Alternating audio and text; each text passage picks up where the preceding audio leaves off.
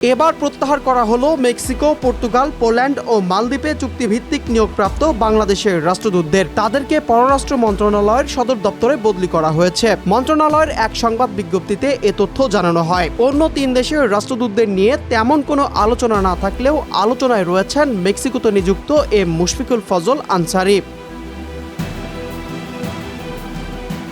প্রত্যাহার করার মাধ্যমে বেগম খালেদা জিয়ার সাবেক সহকারী প্রেস সচিব এম মুশফিকুল ফজল বড় কোনো দায়িত্ব পেতে যাচ্ছেন নাকি এর পেছনে রয়েছে অন্য কিছু, তা নিয়েই চলছে জল্পনা কল্পনা। এর আগে যুক্তরাজ্যে নিযুক্ত বাংলাদেশের হাই কমিশনার আবিদা ইসলামকেও প্রত্যাহার করা হয়। আবিদা ইসলামের স্থলাভিষিক্ত হতে যাচ্ছেন কি এম মুশফিকুল ফজল? আলোচনাটি সেখানেই।